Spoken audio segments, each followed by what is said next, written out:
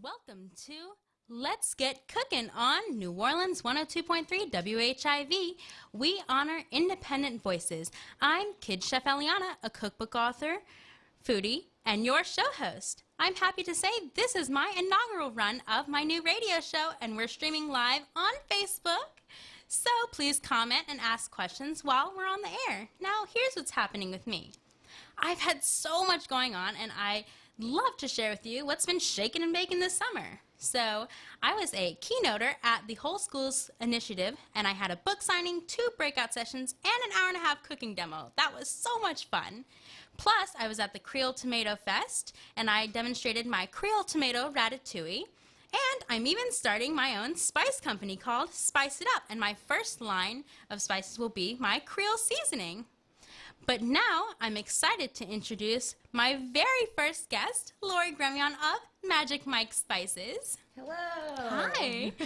Lori is a mom, juggler of 3 tiny humans. She's the Magic Mike sales rep, delivery person, shelf stalker, food prepper, demonstration expert, social media princess, and brand keeper. She's a problem solver, advice giver, friend of many, and a healthy life full of peppers promoter. She's a majestic unicorn lover with a stampeding turtle mindset. It's my hair, I don't care what you kind of think kind of queen. A music lover, grass mower, and free icy giver, she feels lucky to wake up every day and chase her wildest dreams. So, thank you so much, Lori Gremillion, for being a guest on the show, and welcome to Let's Get Cookin'. Thank you for having me. Thank you. Thank you. It's my pleasure. I'm so excited for you to be here. So, Miss Lori, how did the company Magic Mike Spices begin? Well, about 25 years ago, my dad had a group of friends that gave him an abundance of peppers. They were just the refuse. So he took them, and he's of Colombian descent, so he likes things a little hot, hot, hot. And he took them, he roasted them, then he dehydrated them and ground them into a powder. And from there, he just started to toy with it and tinker with it and then really kind of hone his craft. And he came up with a blend that really was really solid and good and balanced. So from there, he had just been giving it to friends, ripping the label off of other cans and dumping his stuff in there, right? Giving it away in Ziploc bags and kind of giving it away. So when I was about 25, he looked at me and he said, you know, what are you going to do? What are you going to do with your life? He said, you need to start us a company. So here we are. Wow, that's incredible. That's awesome. You know, that kind of sounds like how I started out. Right. Your Yes. mom looked at you and said, what are you going to do with your life? I want to cook. Well, not more like I looked at my mom and said, I want to be a chef. Right. But I kind of went through the same process. I just started putting spices together and just creating different blends. And then all of a sudden, you know, I was like, oh my gosh, this is a really good Creole seasoning, and I love this. And before I even made my Creole seasoning, I had a different one that I liked to call Sabor, and it's like a Latin blend, and it's really delicious, and I used to put it on everything, and I called it Eliana's Magic Seasoning Blend. I created it when I was 8 years old. We were destined to have this meeting. Exactly. And I did the same thing. I ripped the labels off of all the old spice bottles after they were gone, and I dumped my spices in there. Right. I gave it to, you know, friends and family, the Ziploc bags, all of that. Yep, I feel like that's a mirror image for sure. We've done the same thing. Definitely. I mean, definitely leaps and bounds to be in a can, and I know yours is coming. oh yes, very it's soon. coming along. But now look at you. I mean, right, it that's right. started there and it grew so much. Yes. So now, what's been the biggest challenge since you took over your dad's company?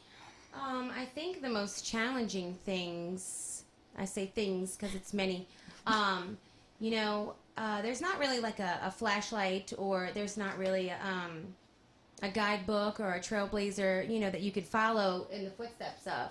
You have to kind of make your own path. So figuring out things that maybe one didn't know that they needed, like product liability insurance. What's that? That's, you know, that's kind of foreign to regular folks who aren't really in the grocery scene or in the retail scene. So things like that. Brand promotion is huge. And it can be trying and difficult, but you have to really, really believe in your product. And 9 times out of 10, if you have an awesome product, it's just going to speak for itself. Right. And, you know, I think that when we had our meeting together when we first met, you gave me a lot of information on how to start my spice company, because I didn't really know anything about, owning a spice company and how, to produce, mass bottles of spices and, getting them into stores and all of that. Right. So I think that you really helped me overcome a lot of those challenges so I didn't have to go through the same things that you did. I do. I definitely want to, kind of pay it forward when it comes to certain things with business. Especially, sorry to say this, but being a woman and having a young lady like yourself who's a go-getter, who's already out there doing big things, I want you to be able to kind of reach for your own goals. And, hey, if I can give you a few pearls of wisdom that I've kind of taken along the way, then power to you, girl. Get yours on the shelf. Well, thank you so much. Awesome. Well, I also know that, and I really love that all your blends are heart healthy. And I've used your blends. I make like burgers with them, and they're super delicious. So why did you, decide to make your blends salt-free, fat-free, That's right, cholesterol-free, and MSG-free? Well, it kind of goes back to family. Once again, my mom suffers from hypertension, high blood pressure. It runs in my family. So my dad, he loves her, and he wants her to live for a really long time. So when he was making the blend in the beginning, he made it with salt. And then at some point, my mom was like, look, I need to have something without salt. So he took it out. And then we had to tweak it a little bit to get it where it was really, really back to being rock solid and good. And we did. And then we found a really good market that people needed something like that. And it's flourished there. We have other no salt, no fat, blends, but ours is super local, and we have a really good family story behind it, and it tastes awesome. Right. So we go with it. Yeah, exactly. I kind of have like a similar thing going. I, make my spice blend, Creole seasoning, family friendly. So it does. It still has salt, but it has a lot less salt. It's not as salty as other Creole seasonings, because a lot of the other ones, on the directions it says use as salt. Right. So it's super salty. And what I always say is that you can always add salt to your dish, but you can't take it away. Once you add too much salt, you've kind of ruined your dish, and it's really hard to fix it. You're absolutely right. We say that all the time. One extra shake and you'll ruin a pot of food. So I always talk at my demos. I tell people, I do cooking demos at grocery stores quite frequently. So when I'm at the demo talking to them, I let them know that, I'm not telling you can't have any salt whatsoever. I'm just letting you know that I'm not going to dictate how much salt is already in the can. So it puts the control back in the end user's hand. So if you want to put 2 tablespoons in when you're making your dish, then that's totally up to you. If you don't have hypertension, then, shake what you want to shake in there. But for us, we like to keep it healthy. We like to keep it salt-free and try to minimize the sodium to the best we can. Louisiana has the highest census of high blood pressure, cardiac disease, and diabetes. So we definitely want to cater to that group of people who really, really need to slim down on their sodium consumption. Right, exactly. So you have lots of great different blends out there, and they're all super delicious, and you have several of them. So how did you create and choose which blends would go to market? We actually did a launch of the company, which we kind of pretend that it's its birthday. We did a demo at the Louisiana Restaurant Expo, and it was in the convention center, and we had 4 blends. We had the original, we had mesquite, we had smoking hot, and we had an Asian blend. And we prepared dishes with all 4 of those blends, and we just gave out a bunch of samples. And we didn't think we were going to need to sell a bunch of the seasoning, but we ended up selling tons, like almost 500 cans. Oh, wow. So it really, we were definitely shocked, and we felt like we had made an impact, and we felt like we're in the club now. So that's why we call it the company's birthday. So we rolled with it, and we still make them.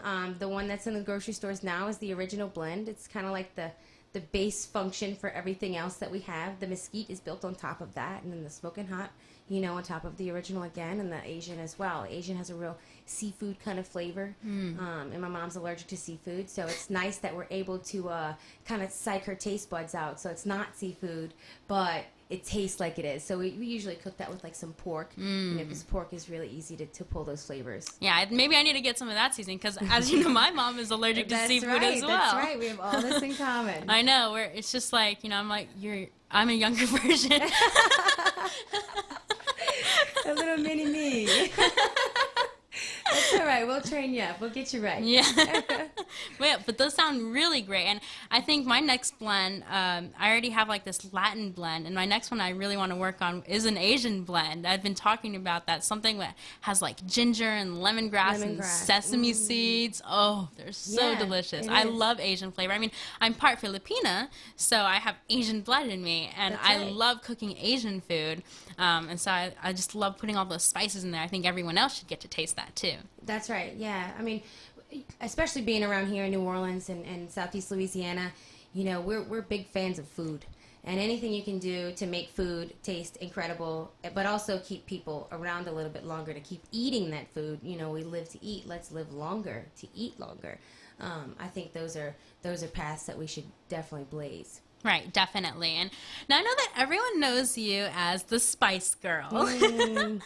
But what else are you known for? I love unicorns. That's definitely something that sticks with me. I have friends that send me unicorn stuff all the time. It's now kind of like a, you know, it's just a running joke, a running funny thing that I'm a grown person who still believes in that sort of fairy tale. They're real, trust me. Yeah, right? It's like mermaids, you know? Like, I want to hang on to something. Right. So I want to hang on to that. I'm hanging on to my unicorns. I do that, and then I also, I speak for the DARE program in Plaquemines Parish frequently. I lost my brother a long time ago, 12 years ago, to drug addiction. So I go out in the middle schools and talk to kids and do drug prevention talks. So that's something that I do that I take a lot of pride in, that means a lot to me. Right, and not a lot of people, you know, would know that just by, you know, your bio or just talking to you, because all they think is, oh, the spices. That's right. And the Spice Girl thing, it's really funny. You know, in the beginning, it's like any nickname, I guess. I didn't really love it. You know, I was really resistant, and I really didn't think it was for me.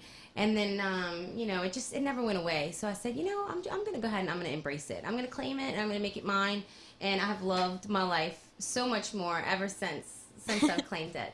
So it's been fun. Right, and not a lot of people might know, but you have like a new shaved side on your head. I do. And it looks really fabulous. Hair. Rocking new do. Yes, I took a risk. I took a calculated risk, which is what you do when you're an entrepreneur. And I kind of have folded that into my personal life as well. But, you know, I'm going to go ahead and have fun with my life, because you only get one.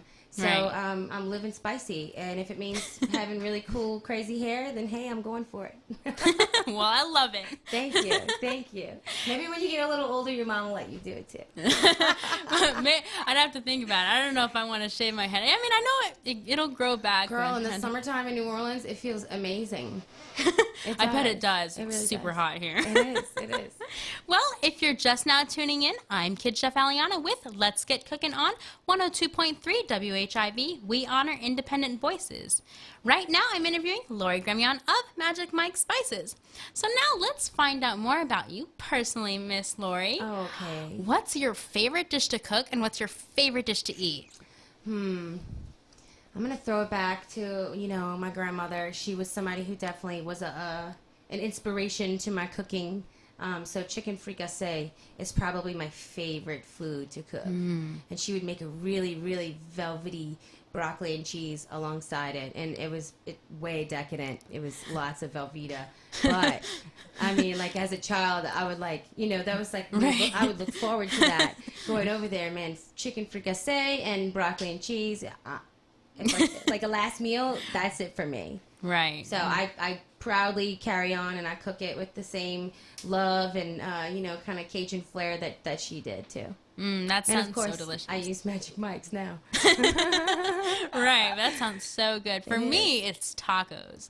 Of course. I absolutely love tacos. Anyone that knows me knows that my favorite food is tacos, and I could eat Rightfully that 24/7. Yeah, tacos are a thing. They fit right in your hand. You don't need a bowl or a fork or a spoon. And they're versatile. Yeah. You can put anything in there. In a taco. You can do seafood or meat or vegan, vegetable, whatever you want. They're so good. You're absolutely right. I love them. Now, can you share with your listeners your funniest or most disastrous food memory? I think every time I put a bag of popcorn in the microwave, my kids know. Like, the first one is just automatically a goner. You know, like, I don't know what it is. I'll put it for popcorn, and it just burns it, and then I have to run outside with the bag because it stinks up the whole house. So it's definitely I can't do bagged popcorn. We just went ahead and got one of those upright popcorn machines, and I'm pretty good at that now. Yeah, maybe just, maybe they can make, your They popcorn. do, and they're very, very effective at it. I'm just not. It's just something about that. That's right. I got my flaws, man. I can't make bagged popcorn. Well, now let's talk about unusual foods. What's the most unusual food you've ever eaten? Is there a food you would never eat again? The most unusual food that I really enjoy is squid.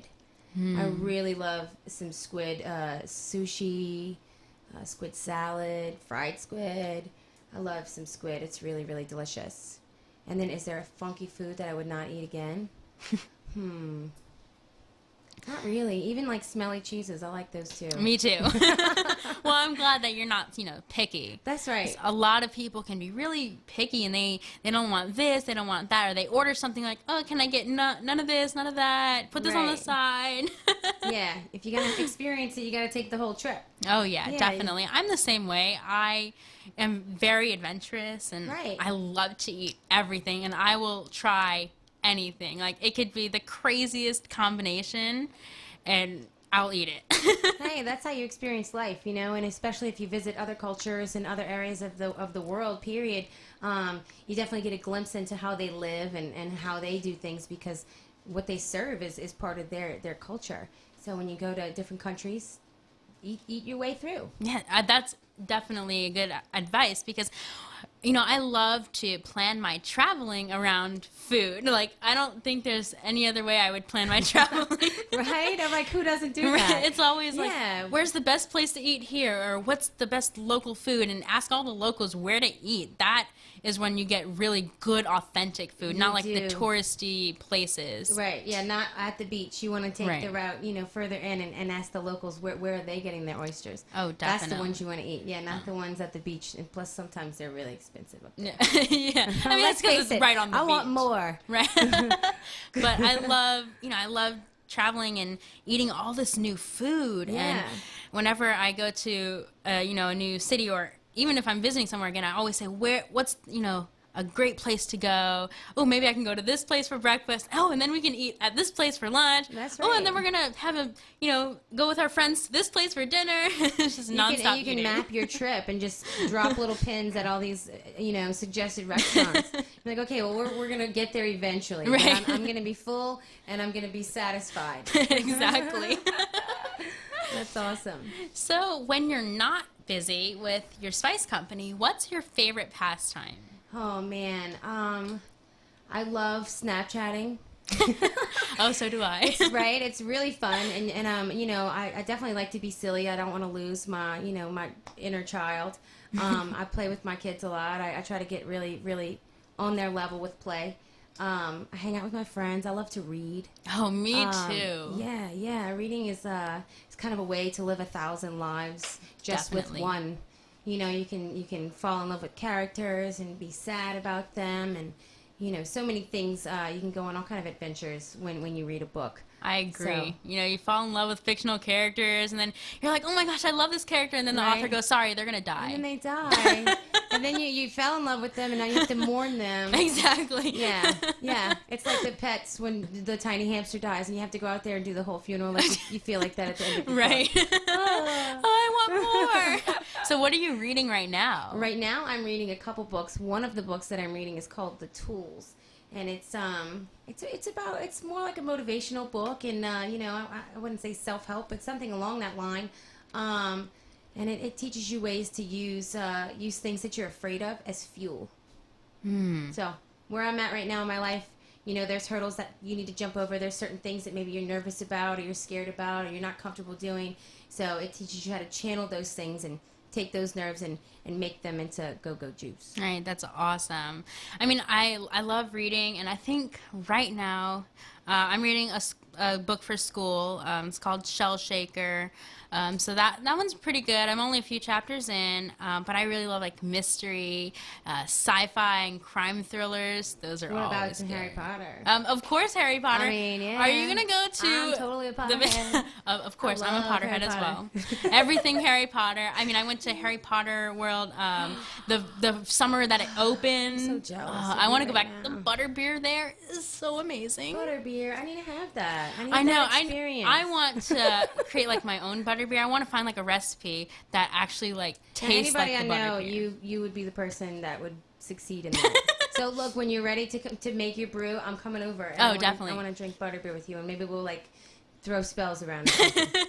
Yeah, I got the Harry Potter wand and everything. Oh, it's amazing. I'm good with eyeliner. I could draw a little lightning bolt on your forehead. Exactly. There. I've got the glasses. You know, Girl, there we got go. A whole party going on. We'll buy like the robes and everything. Yeah, I'm down. Gryffindor. Yes. Well, are you gonna go? Same. Did you like take the quiz? Because I'm Gryffindor. Yeah, I'm totally Gryffindor. Okay, that's awesome. I'm awesome like that. Of You're awesome course. like that. That's We're why awesome. we're on the same team. Yeah. Well, you know, are you gonna go to the midnight release of Harry Potter and the Cursed Child Part 1 and 2? Yes. Yes. Awesome. Okay. Yeah. I'll Good. stand in line with you too. I remember when the Sorcerer's Stone came out, and it was in IMAX, and I was standing in line, and I think I was like the oldest old kid there. I was probably like 16 or 17, and they had little bitty kids with wands and capes on, and I was like, oh man, I feel really out of place, but I really didn't care because I wanted to get in on it. I'd read the books and I wanted to see it. But now everyone, you know, it doesn't matter what age you are. It's like That's it's a right. classic. That's right. We're Potterheads. We're gonna roll with it. We like magic. You know, and I think they had some pretty good food in the books. All those desserts. Can you imagine sitting at a table and just being flooded with your wildest dreams worth of culinary? You know, food anything just right there? appears in front of you while you're sitting in the Great Hall. That's right. That's Oh right. my gosh. A little owl flying over, bringing you your mail. But maybe, what if you get a howler? Ooh. My mom would definitely send me a howler. My mom would totally do that. Yeah, maybe you don't want that. You just kind of hide under the table. Use your put my tail invisibility between my cloak. legs. You can use the invisibility cloak and hide from everyone. I love the way Run you away. think. I love the way you think. I don't have to get my hands on one of those. Yeah, me too. I wish I could. But I think they had some, like, you know, you can get chocolate frogs. I've had those. Have you had the Birdie Bots? Every flavor beans? And I've had those, you're talking about the jelly beans? Yeah, the jelly beans. Oh, God, yeah.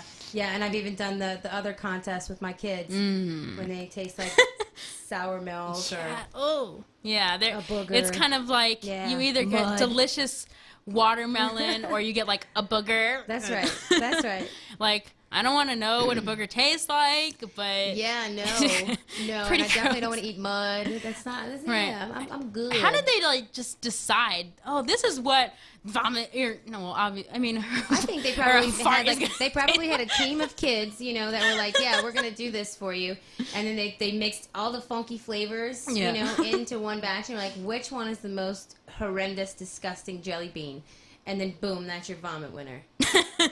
Yeah, maybe so. Yeah, I'm glad I was not on that panel. Yeah, me either. I don't think I want to taste gross jelly beans. you know about stuff that tastes good. Right. That's what we want to. That's what we want to. Yeah, we want to bring Stuff delicious that flavor. tastes good. That's right. Well, lastly, here's a wacky off-the-wall food question. So, if you were stranded on a desert island, you could only bring one food. What food would you bring with you? Well, I'm gonna go back into my southern roots, and I'm gonna say rice.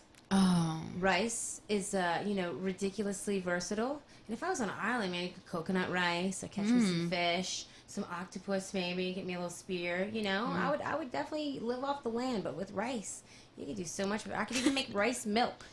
You know, like I could really, really stick around for quite some time. Yeah. With some rice. And then if you're lucky, you could burn it and then send up some smoke signals and maybe get saved. There you go. Look at that. It's so versatile. That's you right, get everything. That's right. It'll save me. Well, you know, that's funny because I'll be talking about rice a little bit later, and I have Awesome. a recipe with rice in it, so you're right on track with that. Hey, segue to rice. You know, I was thinking about, like, what would I take on this island, and it's so hard, you know, because you just want one thing. Right. You know, you'd have to survive. I thought about potatoes, too. Oh, potatoes would be really good. Yeah. See? Right. And then plus, you could probably like plant one and then grow some more. And more potatoes. You're totally Oh, right. that would be really smart. Maybe maybe that'll be my thing. See, I'm swaying you over here. Yeah. Okay. So potatoes. You bring potatoes and I'll bring the rice and we'll be okay. Yeah. We'll just live off of, all the starch. Hey. And whatever we catch in the ocean. That's right. I mean, really, by the time we get on this desert island, we'll probably be pretty thin. We may need the starch. Yeah. Yeah. And we'll just take the water, let it evaporate, and we have some salt. Let's get it. Look at that. Then we can put one can of Magic Mike's in there, and then we can have a whole entire dish. There Fish, we go. Potatoes and rice. Boom. That's a meal right there. There it is. We're good. You know what? I love rice. I eat rice with everything. Like I said, I'm Filipina. That's so, right. Rice, breakfast, lunch, dinner, any time of the day. Yeah, rice is good. It is. And just think about like rice and Boudin. Oh, yes. I mean, you can't go good. wrong. And then you do scrambled egg with Boudin in it. Right. Oh. And rice is all over the world. Food now. Everyone, now I need to cook. Yeah, me too. But everyone, eats rice. Super versatile. I do. I think all cultures eat rice. Yeah, I love that. It goes back thousands of years. Right. So Awesome. it's been around for a while. So I think you could survive on that. I'm with it. I'm Definitely. a believer in the rice. Well, thank you so much, Lori Gremillion, for being a guest on Let's Get Cookin'. Thank you for having me. I'm very proud of you, and I cannot wait to see what you do with this and with your spices. I can't wait to continue to give you some more love and advice. Well, thank you, and Awesome. I can't wait to start up this spice company. I'm super excited, and hopefully it'll be ready for fall 2016. There you go, barbecue season. Pump it up. Yeah, I've got all kinds of stuff in the works. That's awesome. So I'm super excited about Good. that. But you've shown us that we can all savor the flavor without the salt. And if you want to find out more about Lori Gremillion of Magic Mike Spices, visit kidchefeliana.com for all the links. Well, spice up your food while we take a quick break. I'm Kid Chef Eliana, and you're listening to Let's Get Cookin' on 102.3 WHIV New Orleans. We honor independent voices.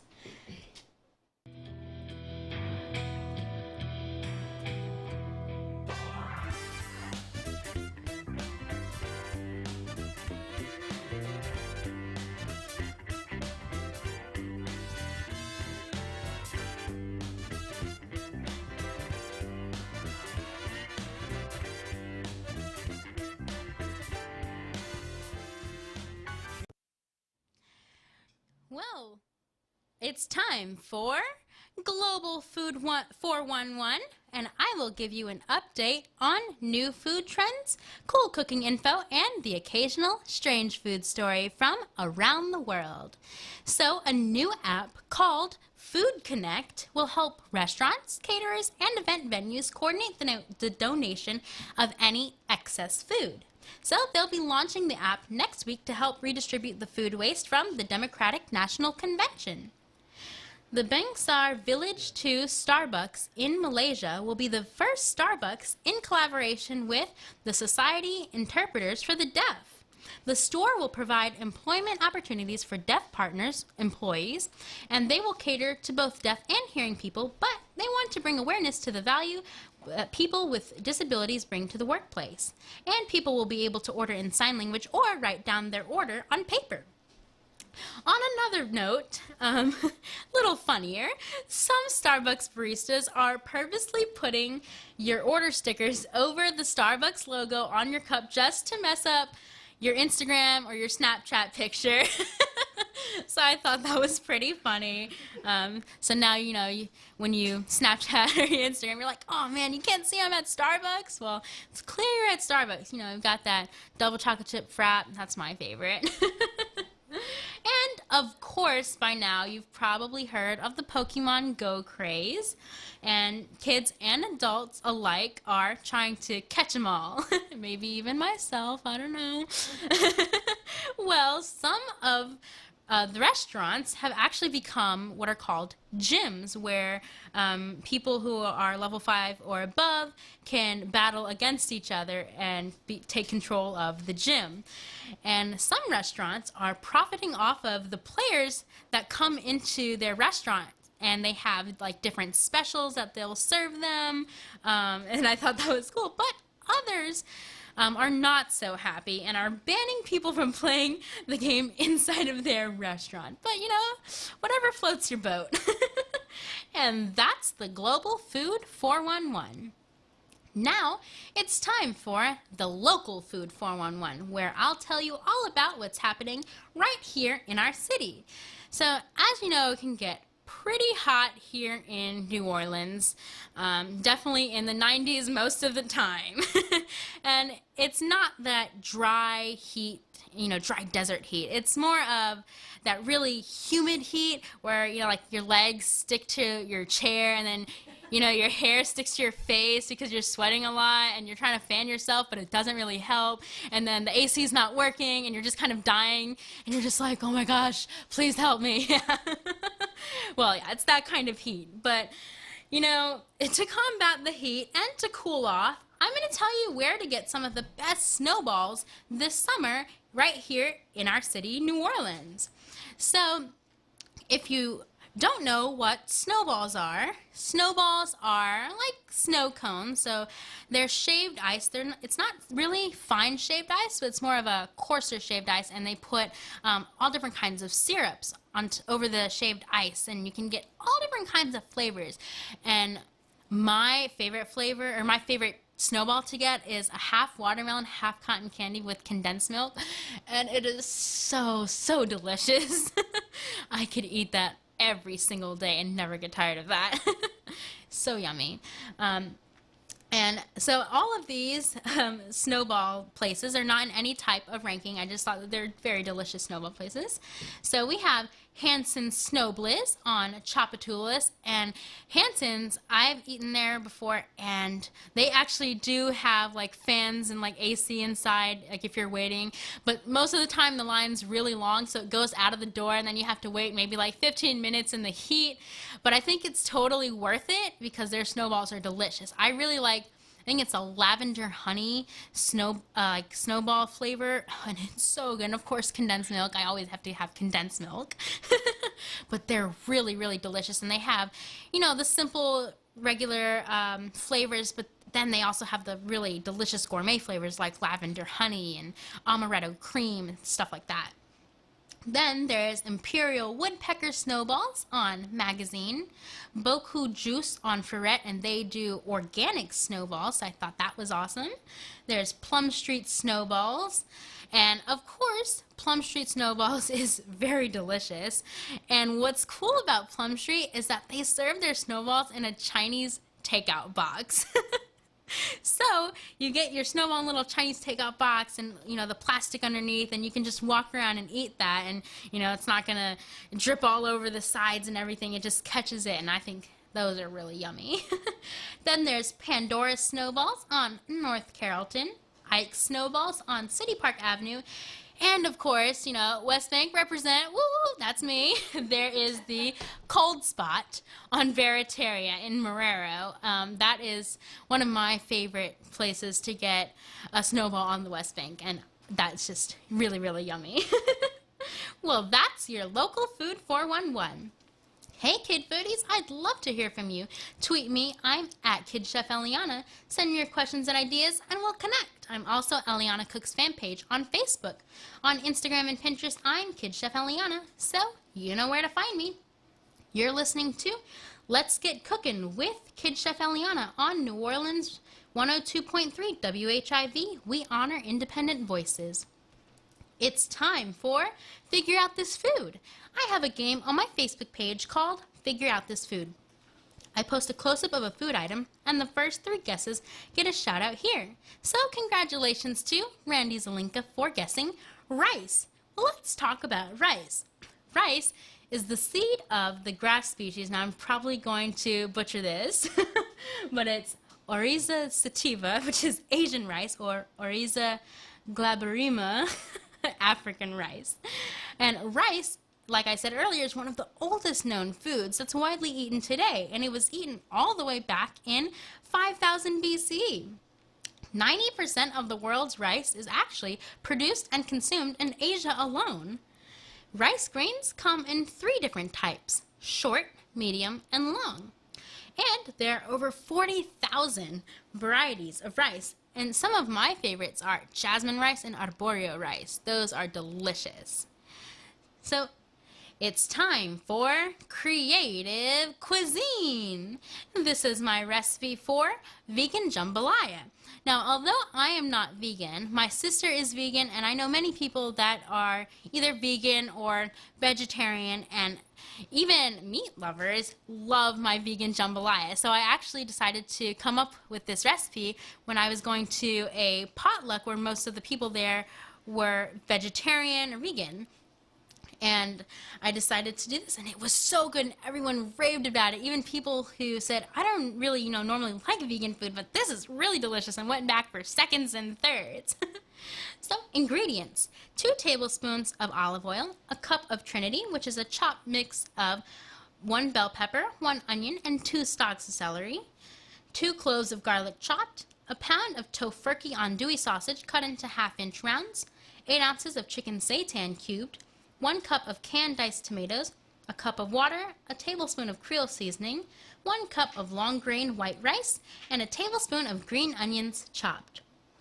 Directions. In a large pot over medium heat, saute your Trinity in olive oil. Then you want to add your garlic, tofurkey andouille, and your chicken seitan, and then cook it until the sausage is brown. Stir in your remaining ingredients except the green onions. Cook it for 30 minutes or until the liquid is absorbed by the rice. Then garnish with the green onions. Serves 6 to 8. Don't forget to connect with me on Twitter, Instagram, and Facebook. I'm at Kid Chef Eliana on Twitter and Eliana Cooks fan page on Facebook. Be sure to hit that like button. I like you, and I hope you like me too. If you're listening to the show on my website, make sure to give it a review. Remember my Parents' Choice Approved award-winning cookbook and a Latino Book Award winner, Cool Kids Cook Louisiana, and my newest cookbook, Cool Kids Cook Fresh and Fit, are available at any online book retailer. Be sure to also check out my website, kidchefeliana.com. Now, recently I've eaten so much good food. I've been to so many different places, and the food has been really amazing. So I recently ate at Rue Carré, and it's right on Aretha Castle Haley, and it's a little outdoor food court where they have different vendors at the food court, and then you can just order from any vendor that you like, and then they have tables there, and you just sit, and their food there is so delicious. You can choose from, anything from Jamaican to Mexican or Vietnamese. And what I had actually was pupusas. And the pupusas were so yummy. I love pupusas. So I had the pupusa with cheese and the meat and I think it was pork. It was called La Revuelta, and it was so tasty. So, when you cut the pupusa in half, the cheese has that gooiness, and it just spreads apart. So yummy. And then I had the Mayan fried chicken. Oh my goodness. When I tell you it was phenomenal, oh my gosh. So the Mayan fried chicken, it's not like how you would normally think fried chicken is, where you think of a Popeyes or something.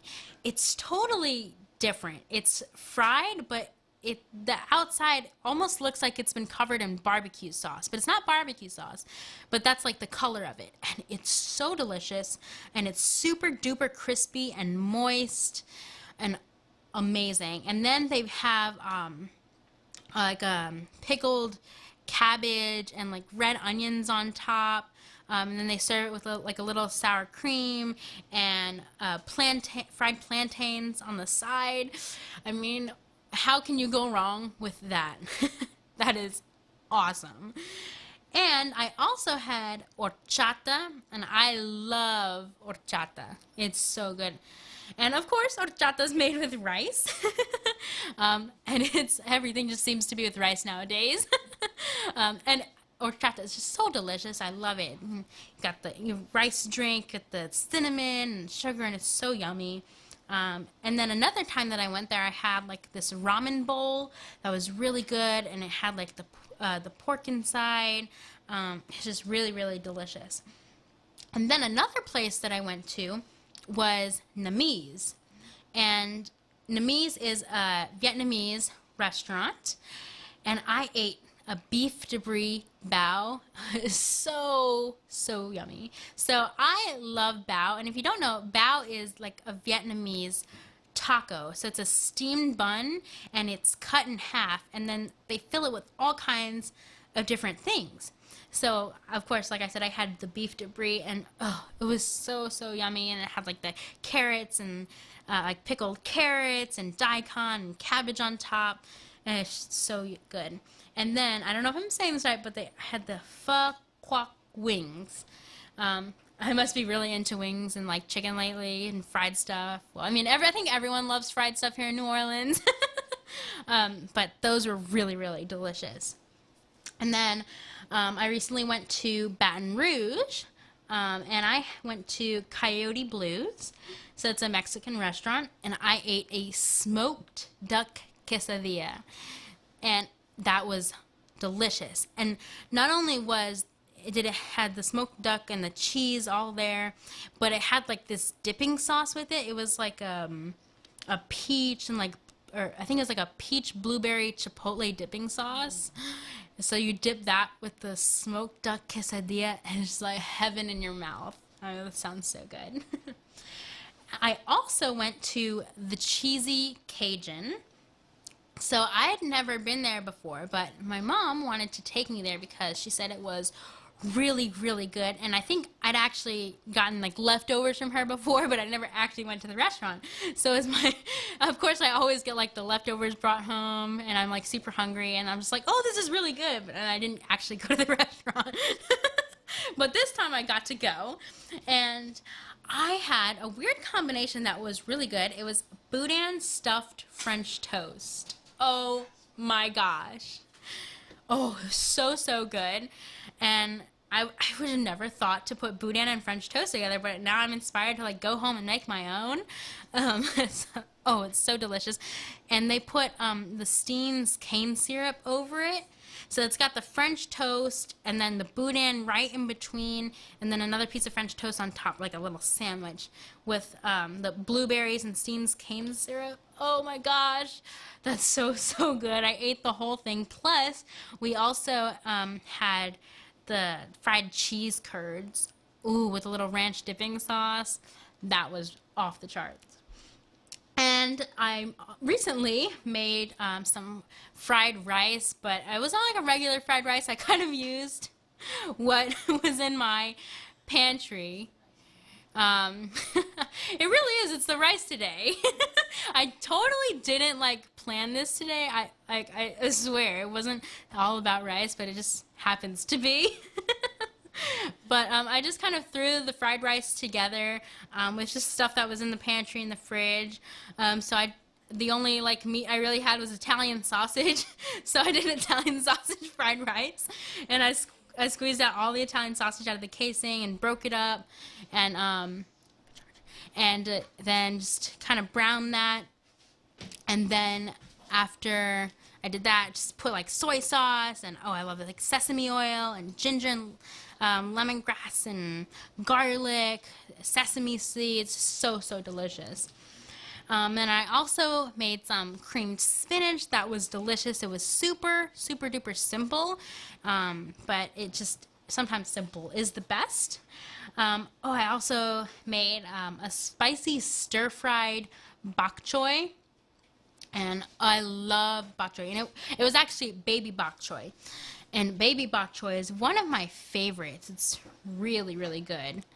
And so I just did instead of regular sesame oil, I did the sesame chili oil, so that added spice to the bok choy, and then just salt, pepper, and a little soy sauce and garlic, and that was it. And then I've also made a pork roast with a mojo pork roast with potatoes and carrots and roasted corn. Oh my gosh, it was so good. And then of course I had a side of rice. But after, whenever I do my mojo roasted pork, I like to do it in the slow cooker. So I take my mojo and pour it. First I season my pork roast and I sear it in a cast iron skillet, and then I put that into the crock pot with some onions and garlic and lots of herbs from my garden, and some chicken broth or vegetable broth or beef broth, whatever you want to put in there. And I add the mojo as well. So, this time I was kind of just rushing things, so I used the mojo that you can get at the store, which is already very, very delicious. But a lot of times I just like to make my own mojo, which is really easy, with like the sour oranges and all that good stuff, and garlic that goes in there. So I love doing that. And then with the leftover mojo roasted pork that I had, I made Cuban sandwiches the next day. So that's my favorite part about making mojo roasted pork, is that you get 2 meals out of 1. So you cook it, it's like a 1-pot meal, but you get 2 meals out of it. And so, you have your pork roast the night before, and then the next day for lunch, I take my mojo roasted pork and make my Cuban sandwiches. So I put the mojo roasted pork with the ham and the Swiss cheese, and a little spicy brown mustard, and some pickles on there, and that is so delicious. And then sometimes, if I don't want a traditional Cuban sandwich, I'll do a Cajun Cuban sandwich. So instead of the regular sweet Cuban bread, I use French bread, and then I will do a Creole mustard instead of the regular spicy brown mustard, and it's really, really good. And so I just had lots of different foods, food-filled weeks, month, summer. It's been crazy. So like I told you at the very beginning, I've had an amazing summer so far. So I was a keynoter at the Whole Schools Initiative, and like I said, I did the keynoting speech, and opened up the conference. And I talked about how gardens and can transform communities and schools, and how it goes with curriculum and sustainability and the community, and everyone really loved that. I did an 1.5-hour cooking demo. I made pancit, which is a Filipino noodle dish, and then I also made jambalaya, so those were really delicious. And then I had my book signing and 2 breakout sessions. I recently turned 16, so I had it was in June, on June 15th, and my friends and family threw me a Sweet 16 surprise birthday party that was book-themed. So you might have learned earlier, I love books. So it was just a surprise. I wasn't expecting it. I was told that I was going to August, a restaurant here in New Orleans, for dinner, but it turns out that we went home, and I was going to change and everything, or just get my stuff together. And everyone was there, and I just was not expecting that. But it was so much fun, and I loved everyone for doing that. Plus, I worked at Perlu with Chef Ryan Hughes. So that was a great experience. I learned so much there. I was the garde manger chef. If you don't know what that is, it's the cold prep chef. So I did all the salads there and prepped all of that. Plus, I did the desserts. So I was garde manger and dessert chef. So I was, managing 2 stations at the same time. So that was pretty crazy. But I really loved that, and I learned so much. Since I'm not a huge baker, I learned a lot about baking. So I really enjoyed doing that. Plus, I'm starting a spice company and called Spice It Up, and that'll be, debuting this fall, 2016, and I'm super stoked about that happening. And I will tell you more about that in the future when I have more things going along with that. Well, that's all for this week, and I leave you with this quote from Oprah. Failure is a great teacher, and if you are open to it, every mistake has a lesson to offer. Thanks so much for joining me. I'm Kid Chef Eliana with Let's Get Cookin' on New Orleans 102.3 WHIV. We honor independent voices. Bon appetit. I'll see you next week. Up next, tune in to Once Upon a Story with Diane de las Casas.